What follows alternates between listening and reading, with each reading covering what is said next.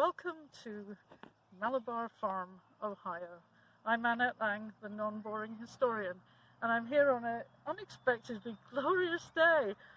Ohio rains on people. It's rather like my native Scotland in that way. So we are really very fortunate with the weather.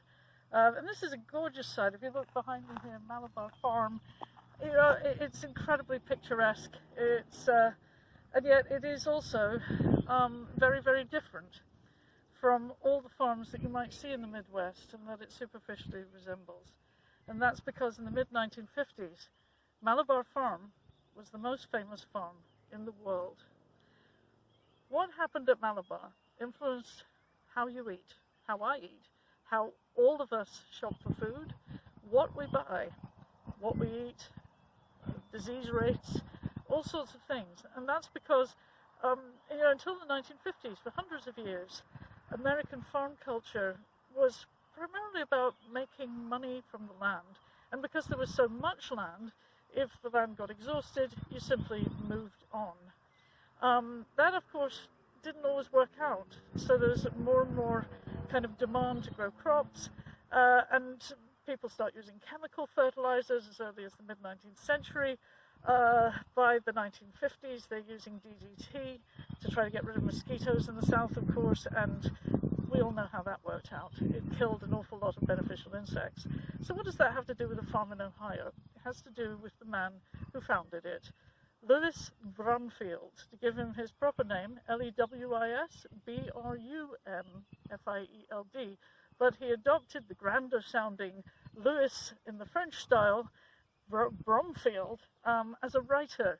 He was a teenager growing up in a farm in Ohio, very traditional farm, really struggling in the early years of the 20th century, and he essentially ran away to France. He served in the American Field Service Ambulance Corps during World War I, and one of the first things he did when he got to France in 1918 was that he went to a cheese shop and used his schoolboy French to order the amazing variety of cheeses that he saw. He bought a bottle of wine, he went to a boulangerie and bought a baguette, unheard of in America at this time, and had a picnic and wondered, where has this food been all my life? And just as one example, this is a guy to whom there were only two kinds of cheese, cottage cheese and cheddar cheese that his parents dismissively described as rat trap cheese. In other words, it just wasn't valued. There was no variety of cheeses, and indeed all the food that he ate, the idea was big heaping quantities, it keeps you going, but taste is not important.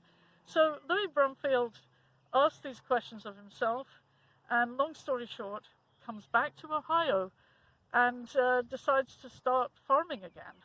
And what he does changes everything, or may change everything. That's the problem. It hasn't yet.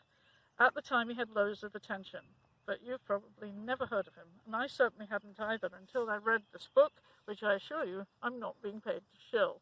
I bought this myself, written by a journalist called Stephen Heyman. This is The Planter of Modern Life, Lewis Bromfield, the Seeds of a Food Revolution. And really what he drew our attention to was what an absolute hatchet job we've done on the soil. And we found that out big time in the 1930s when the topsoil blew away from a large part of the Midwest and part of the South in the Dust Bowl. And we started to realize that, we can't keep going like this. It's making us sick. It's going to make farming impossible. We're going to run out of land. And in fact, we already were.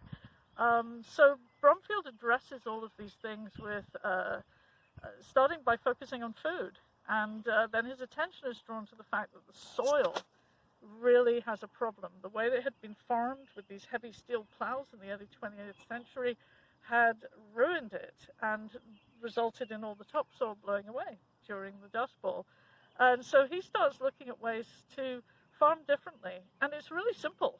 It's basically farm like Europeans farm. They're used to having small amounts of land, put lots of animal poop on it, and grow a variety of crops, change your crops every year. And if you're a gardener, you're familiar with this, to avoid diseases.